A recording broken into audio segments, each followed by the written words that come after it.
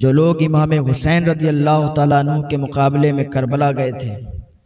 मुख्तार बिन उबई सक़फ़ी उन लोगों को कत्ल कर रहा था।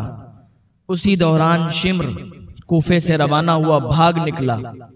जैसे ही शिम्र वहां से भागा तो मुख्तार बिन सक़फ़ी का एक गुलाम उसके पीछे हो लिया और उसको पकड़कर कत्ल करने की कोशिश में उसके पीछे भागा।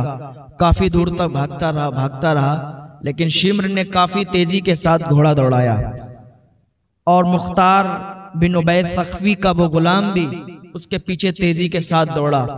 यहाँ तक कि करीब पहुंच गए और हमला शुरू कर दिया। तो जैसे ही उसने हमला किया तो शिम्र बच निकला और शिम्र ने भी उसके ऊपर वार किया तो उसकी कमर टूट गई।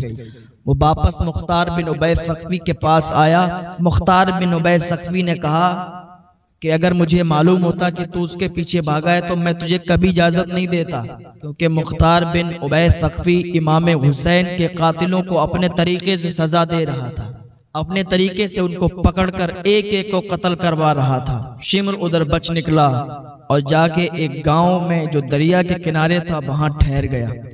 किसानों का गांव था। एक किसान को उसने मारा पीटा, धमकाया और एक खत लिखा। खत को अमीर मुसाब बिन जुबैर के नाम लिखा और किसान के हाथों से रवाना कर दिया। किसान जब जा रहा था तो 15 किलोमीटर के फासले पर वो अबू उमरा अपने कुछ सिपाहियों के साथ वहां पर आया हुआ था। जैसे ही ये किसान उस गांव में पहुंचा, इसने सारा वाकया बताया कि शिम्र हमारे घर पे है, जो यहाँ से 15 किलोमीटर के फासले पर है। उसने हमें मारा पीटा, धमकाया और ये खत लेकर भेजा। खत में पूरा पता लिखा हुआ था। अबू उमरा ने वो खत देखा और अपने जितने सिपाही थे सबको कहा चलो उस गांव में चलते हैं। अबू उमरा वहां से तेज घोड़ों की रफ्तार में दौड़ते हुए और वो उसी गांव की तरफ निकल गया। इधर शिम्र उस गांव में 3 दिन के लिए रुका हुआ था। इसने सोचा कि खत पहुंचा दिया है, इसका जवाब आएगा, फिर यहां से रवाना होंगे।